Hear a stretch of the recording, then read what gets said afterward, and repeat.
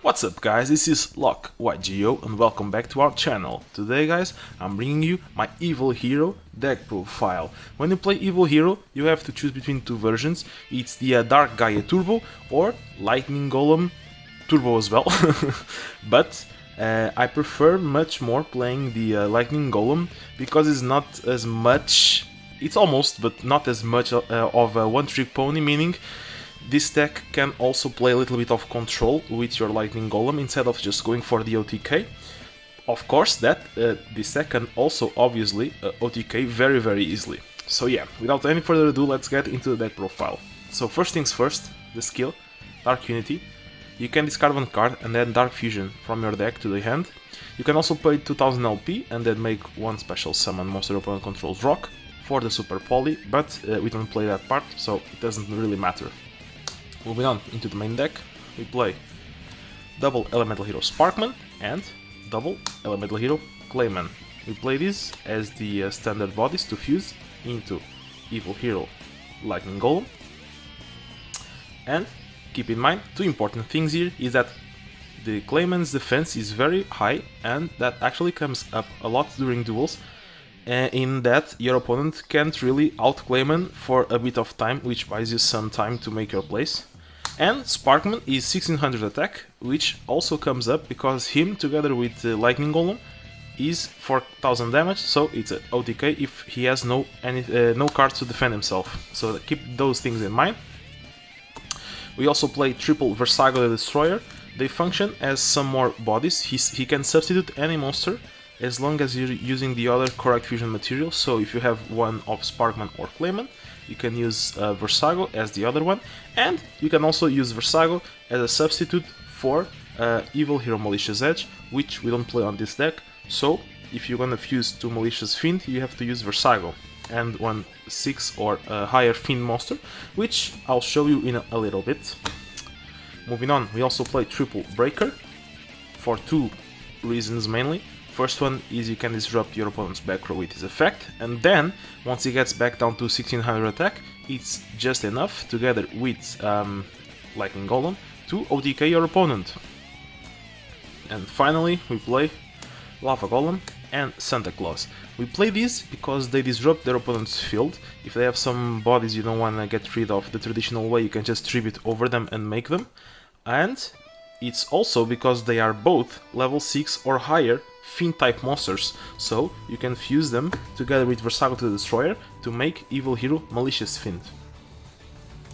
Moving on onto the spells, we play just one Dark Fusion.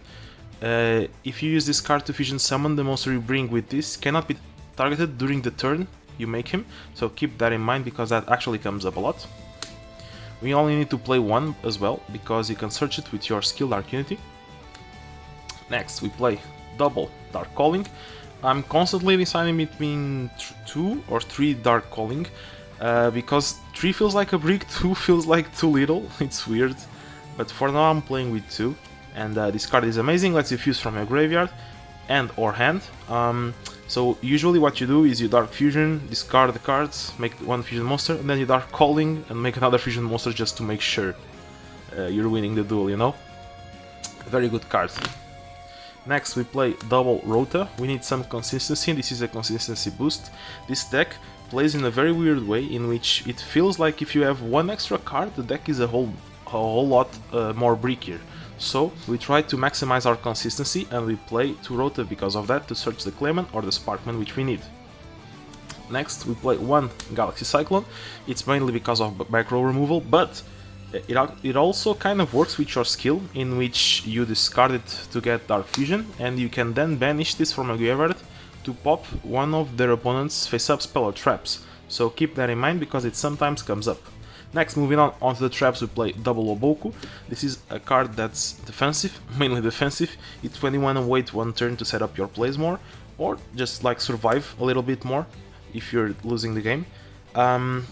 We could play 3, but I think 2 in the main deck at least is the sweet spot. And finally, we play one Zoma the Spirit as an alternative win condition, because sometimes you can punch once with Lightning Golem and then you kinda lose control of the game, so this guy is here to close out games in which you can't do anything else. So this card applies a lot of pressure by itself, because since his deck is so aggressive, if he pops this, he can be on range from no decay for either Malicious Fiend or a Lightning Golem. So yeah, this is all for the main deck. Now I move into the extra deck, it's just 3 of each, so triple Malicious Fiend and triple Lightning Golem. I could play 1 Dark Kaya and 2 Malicious Fiend, but I think for this version it's better if you play 3 Lightning Golem, 3 Malicious Fiend. So, if you guys don't know what Lightning Golem does, is it must be summoned with Dark Fusion, but keep in mind that Dark Calling is also counted as Dark Fusion, and once per turn you can just target a monster on the field and destroy it, so this guy clears out their monsters, and like I said, 2400 together with 1600 is just a straight up OTK. But if you're not feeling like OTKing, or you don't have the chance to, you can also play a little bit of a control version with Lightning Golem every turn popping their field. So yeah, that's all for the extra. Now moving on to the side deck, we play Double Absorbing Jar. This is for when you go first and the opponent has their back row. This card is very good. So you go first, you set this guy. They go second, they summon a monster, and since we have no main phase 2 in Speed Duel, they have to set down their defensive spell traps in the spell and trap zone, and then they attack. And when they attack into this, you flip it, you blow up their whole back row, and they draw cards equal to the number of back row you destroyed. But keep in mind that they won't be able to use them, because next turn, supposedly, you're gonna OTK them. So this comes up a lot, and also keep in mind that this card also draws the stuff it blows up on your field. So if you blow up your own, you can recycle some cards back. Like for example, you blow up an Owaboku, and you draw 1 more card. Next, moving on, we play Soul Release. This is for some weird decks like Skull Servant and for example Cyber Angels. It works because you banish their defensive cards from the graveyard. Side deck, keep in mind guys, the side decks are more of locals dependent, so my side deck might not apply to your own locals. Next we play the 1/3 copy of Waboku. When you're going first, you side this in, and especially if they're playing a very aggressive deck, you have to side this in. Next, the standard Double Mind Crush. Card's very good. You should always play at least 1 on your side deck, even in the main deck also comes up. Card is very good.